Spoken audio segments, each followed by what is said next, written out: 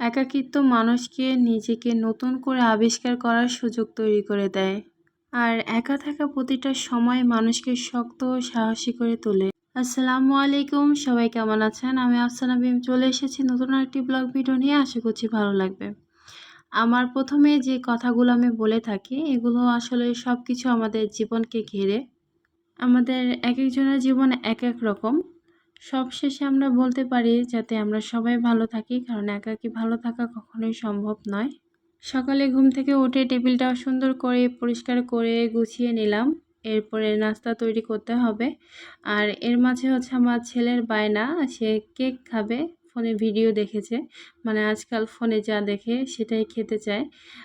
খাবে আর না খাবে আমাকে তৈরি করে দিতে হবে, এটাই তার একমাত্র কথা। 2টা ডিম দিয়ে ভ্যানিলা পন্স কেক তৈরি করছে। কেকটা আমার তৈরি করতেও ভালো লাগে আর মাশাআল্লাহ খেতেও অনেক মজা।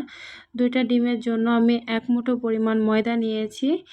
আর ডিম প্রতি 1 চামচ করে তেল, 2 চামচ তেল, মানে চা চামচের 2 চামচ, খুবই সামান্য পরিমাণ তেল, একটু ভ্যানিলা এসেন্স দিয়ে আমি এই কেকটা তৈরি করি। খাবার সোডা কিংবা বেকিং পাউডার আমি কোনো কিছু দিই না, এভাবে কেকটা সুন্দর হয় আমার।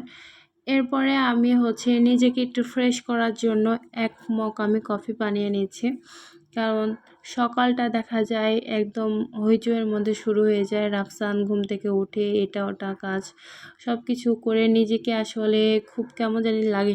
তার সঙ্গে একটা পরোটা নিয়েছি, সকালে নাস্তা হয়ে যাবে তাহলে।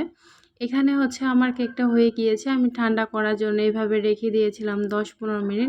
এখন মোল্ডটা আউট করে নিলাম, কারণ সঙ্গে সঙ্গে নিলে কেকটা ভেঙে যায়, এ কারণে এভাবে রেস্টে রাখতে হয়। আমি পেপারটা তুলে ফেলেছি, কেকটা খুব সুন্দর হয়েছে। আমার ছেলে প্রতিটা সেকেন্ডে মনে হচ্ছে রান্নাঘরে আসছে আর দেখছে যে কেকটা আমি তৈরি করছি কি না। না, আমি এমনি বসে আছি, কারণ হচ্ছে তাকে বলেছিলাম যে আমি কেক তৈরি করতে পারবো না। সে খুবই মন খারাপ করেছিল।